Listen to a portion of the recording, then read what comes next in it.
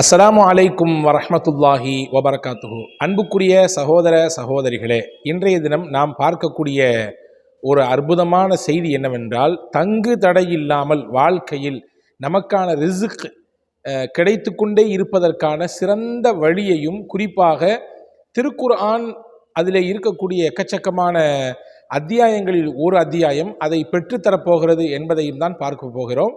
காணொளியை முழுமையாக பாருங்கள், இறுதி வரை பாருங்கள். சிறந்த பலன் உங்களுக்கு கிடைக்கும் என்று நான் நம்புகிறேன். உங்களுக்கான தேவைகளை, உங்களுக்கான விஷயங்களை நீங்கள் இந்த காணொளிக்கு கீழே இருக்கக்கூடிய கமெண்ட்ஸிலே பதிவு செய்யுங்கள். அவசியமாக அதுவும் கருத்தில் கொள்ளப்படும் என்பதையும் உங்களுக்கு நான் தெரியப்படுத்துகிறேன். நபிகள் நாயகம் ரசூலுல்லாஹி ஸல்லல்லாஹு அலைஹி வஸல்லம் அன்னவர்களுடைய சஹாபா தோழர்களில் ஒருவர், முக்கியமான சஹாபி இப்னு மஸ்ஊத் என்று வரலாற்றில் அறியப்பட்டிருக்கிறார்கள். அவர்களின் முழு பெயர் அப்துல்லாஹ் இப்னு மஸ்ஊத் ரலியல்லாஹு தஆலா அன்ஹு. முக்கியமான சஹாபி. அவங்க எக்கச்சக்கமான குர்ஆனுக்கு விளக்கங்களையும் விரிவுரைகளையும் தந்திருக்கிறார்கள். சொல்லப்போனால் 4 பேரிடத்திலிருந்து நீங்கள் குர்ஆனை படியுங்கள் என்று பெருமானா ஸல்லல்லாஹு அலைஹி வஸல்லம் அங்கீகரித்தார்கள். 4 இடத்திலிருந்து ஹுதில் குர்ஆன மின் அர்பா, 4 இடத்திலிருந்து குர்ஆனை நீங்கள் எடுத்துக்கொள்ளுங்கள். குர்ஆன் எனக்கு எப்படி இறங்கியதோ அப்படியே எந்த ஒரு மாறுதலும் இல்லாமல் கிடைக்க வேண்டும் என்றால் இந்த 4 பேர்த்தில் போய்க்கங்கன்னாங்க. அந்த 4 பேரில் ஒருவர் அப்துல்லாஹ் இப்னு மஸ்ஊத் ரலியல்லாஹு அன்ஹு. அவங்க சொல்லித்தரக்கூடிய ஒரு செய்தியை தான் இன்னைக்கு நம்ம பார்க்க போகிறோம். நம்ம எல்லாத்துக்கும் தெரிஞ்ச ஒரு சூரா. என்ன சூரா? சூரா வாக்கியா. சூரா வாக்கியாவை பற்றி என்ன வந்திருக்கிறது ஹதீஸிலே? பெருமானா ஸல்லல்லாஹு அலைஹி வஸல்லம் சொன்னார்கள், குர்ஆனில் சில சூறாக்கள் அதை யோசித்து அதிலே சொல்லப்படக்கூடிய தகவலை அப்படியே ஆராய்ந்து அதிலே நான் மூழ்கி போய் எனக்கு நரைமுடி வந்துவிட்டது என்றார்கள் பெருமானா ஸல்லல்லாஹு அலைஹி வஸல்லம். ஷையபத்னி சூரத்து ஹூத், ஹூத் என்கின்ற அத்தியாயமும், வல் வாக்கியா, வாக்கியா என்கின்ற அத்தியாயமும், அம்மை யதஸாஅலூன், வல் முர்சலாத், முர்சலாத் என்கின்ற அத்தியாயம், அம்மா ஜுசுவினுடைய முதல் அத்தியாயம் சபா, அதே போன்று இதஷம்சு குவ்விரத் போன்ற அத்தியாயங்கள் எல்லாம் என்னை நரைக்க செய்து விட்டது என்றார்கள் நபிகள் நாயகம் ரசூலுல்லாஹி ஸல்லல்லாஹு அலைஹி வஸல்லம். ஏன்னா அந்த அத்தியாயங்கள் அல்லாஹு தஆலா சில முக்கியமான விஷயங்களை சொல்கிறான். சொர்க்க நரகத்தை பற்றி சொல்கிறான். இன்னும் இன்னும் இன்னும் இன்னும் யோசிக்க வேண்டிய அல்லாஹுவின் பேரருளை, அல்லாஹுவினுடைய வல்லமையை சொல்லித்தரக்கூடிய விஷயங்கள் எல்லாம் அதில் இருக்குது. அதை நான் யோசித்து யோசித்து யோசித்து ஒரு கட்டத்தில் அதுவே எனக்கு நிறை வருவதற்கு காரணமாகிறது என்று பெருமானா ஸல்லல்லாஹு அலைஹி வஸல்லம் சொன்னாங்க. அப்படிப்பட்ட அத்தியாயங்களில் ஒன்று சூரத்துல் வாக்கியா என்பதை நாம் இங்கே புரிந்து கொள்கிறோம். அதே போன்று பெருமானா ஸல்லல்லாஹு அலைஹி வஸல்லம் அன்னவர்கள் சொன்ன செய்தியை தான் இப்பொழுது அப்துல்லாஹ் இப்னு மஸ்ஊத் ரலியல்லாஹு சொல்ல போகிறாங்க. இப்னு அசாக்கிர் என்கின்ற நூலிலே இந்த செய்தி பதிவாக இருக்கிறது. உஸ்மான் ரலியல்லாஹுடைய ஆட்சி காலம். அந்த காலத்தில் தான் இப்னு மஸ்ஊத் ரலியல்லாஹு வஃபாத் ஆகிறாங்க. அவங்களுடைய கடைசி கட்டம், மரது மௌத் என்று சொல்வார்களே, இறுதி கட்டம். அந்த நேரத்தில் ஹலீஃபா உஸ்மான் ரலியல்லாஹு அன்ஹு அப்துல்லாஹ் இப்னு மஸ்ஊத் ரலியல்லாஹு பார்க்க போகிறாங்க. போனவுடனே கேட்டாங்க, உங்களுடைய ஆவல் என்ன, உங்களுக்கு இப்போ என்ன ஆவலாக இருக்குது அப்படின்னு கேட்டாங்க. அப்போ சொன்னாங்க, அல்லாஹுடைய ரஹ்மத்து தான் எனக்கு இப்போ பேர் ஆவலாக இருக்குது, அதுதான் எனக்கு வேணும், அதுதான் எனக்கு இப்போ ஆசையாக இருக்குது. சரி, உங்களுடைய முறையீடுதல் என்ன, எதை பற்றி நீங்கள் இப்போ முறையிட்டு கொண்டு இருக்கீங்க? என் ரப்புட்ட நான் செஞ்ச பாவத்தை எல்லாம் முறையிட்டுருக்கேன் அப்படின்னு சொன்னாங்க. சரி, நான் ஏதாவது மருத்துவரை உங்களுக்கு நான் ஏற்பாடு செய்யட்டுமா, உங்களுக்கு மருத்துவம் பார்க்கறதுக்கு அப்படின்னு சொல்லி கேட்டாங்க உஸ்மான் ரலியல்லாஹு அன்ஹு. அப்துல்லாஹ் இப்னு மஸ்ஊத் ரலியல்லாஹு சொன்னாங்க, மருத்துவர் வந்தாலும் எனக்கு நோய் கூடுமே தவிர குறையாது. ஏன்னா இந்த நோய்க்கு யாரும் மருந்து தர முடியாது. மௌத்துக்கு யாராவது மருந்து கொடுக்க முடியுமா? உலகத்தில் எல்லா நோய்க்கும் மருந்து உண்டு, ஆனால் மரணம் என்ற நோய்க்கு மருந்தே கிடையாது, இல்லையா?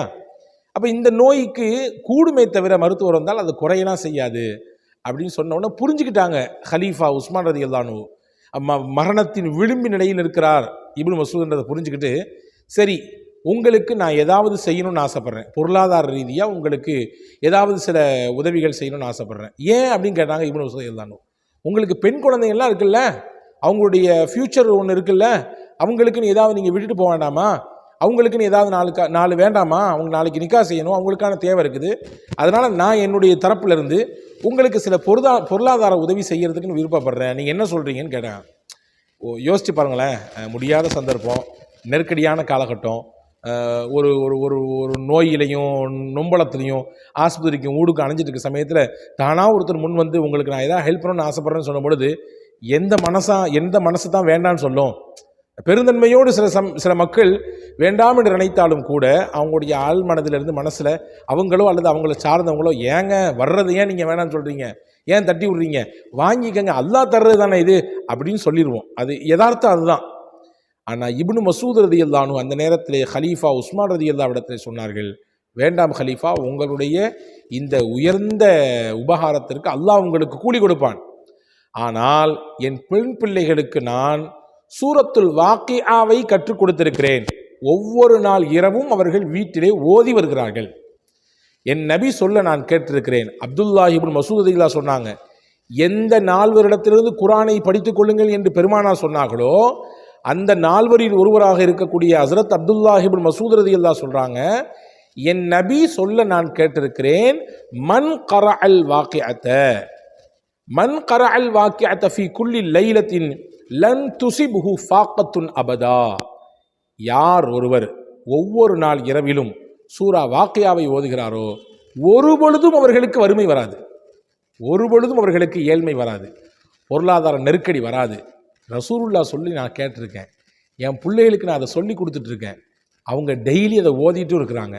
எனவே ஹலீஃபா உஸ்மான் அவர்களே, எனக்கு உங்கள் பொருளாதார உதவி வேண்டாம். ஏன்னா அல்லாஹ் என் பிள்ளைகளுக்கு வறுமையை தரமாட்டான், என் பிள்ளைகளுக்கு ஏழ்மையை கொடுக்க மாட்டான், பொருளாதார சிக்கலை தரமாட்டான். ஏன்னா அவங்க வாக்கியாக ஓதுறாங்க. ஒரு காலம் அவர்களுக்கு ரிசுக்கில் தட்டுப்பாடு ஏற்படாது அப்படின்னு நம்புகிறேன் என்று அதற்கு அப்துல்லாஹி இப்னு மசூத் ரலியல்லாஹு சொன்னார்கள். உஸ்மான் ரலியல்லாஹு அவங்க பெருந்தன்மையோடு நோண்டுட்டாங்க. அந்த இடத்துல இருந்து வரலாற்றில் எழுதுகிறாங்க, இப்னு மசூத் ரலியல்லாஹுடைய பிள்ளைகள் எல்லாம் சிறப்பான முறையில் வாழ்ந்தார்கள்.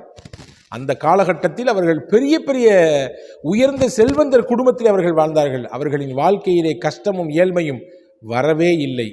ஹஜ்ரத் அப்துல்லாஹி இப்னு மசூத் ரலியல்லாஹு அன்ஹு ரசூலுல்லாஹ்வுடைய ஹதீஸை நம்பிய விதம், அதை சொல்லிக் கொடுத்த விதம், அதனால் அவர்களுக்கு கிடைத்த பலனது. அன்பு சகோதரர்களே, உங்களுக்கும் எனக்கும் நான் சேர்த்து வசியச் செய்து கொள்கிறேன். அற்புதமான சூரா இது. ஒவ்வொருவரும் ஒவ்வொரு வீட்டிலும் ஓத வேண்டிய சூரா இது. சூரா வாக்கியாவை கண்டிப்பாக உங்கள் வீட்டு பிள்ளைகளுக்கு சொல்லிக் கொடுங்கள். குறிப்பாக வளர்ந்து வரக்கூடிய ஆண் பிள்ளைகளாகட்டும் பெண் பிள்ளைகளாகட்டும், வீட்டிலே உட்கார்ந்தால் இரவு நேரத்திலே நாம் இன்றைக்கு என்ன செய்து கொண்டிருக்கிறோம் என்பதை சொல்லித் தெரிய வேண்டிய அவசியம் இல்லை. மக்ரீப் தொழுது முடித்து விட்டால் கண்டிப்பாக எல்லோரும் சூரா வாக்கியாவை ஓதுவதற்கு முயற்சியுங்கள். வல்ல அல்லாஹ் அதன் மூலமாக பெருங்கொண்ட பரக்கத்தை தருகிறான். ஏழ்மையும் வறுமையும் நம்முடைய வீட்டு வாசலுக்கு வராமல் அல்லாஹ் பாதுகாக்கிறான். அல்லாஹ் தௌஃபீக் செய்வானாக. உங்களுக்கும் எனக்கும் எல்லா மக்களுக்கும் சூரா வாக்கியாவை முழுமையாக ஓதி அதனுடைய பலன்களை முழுமையாக பெறுவதற்கு அல்லாஹ் உங்களுக்கும் எனக்கும் வாய்ப்பளிக்கட்டும், எல்லா மக்களுக்கும் வாய்ப்பளிக்கட்டும். வசலாம். அஸ்ஸலாமு அலைக்கும்.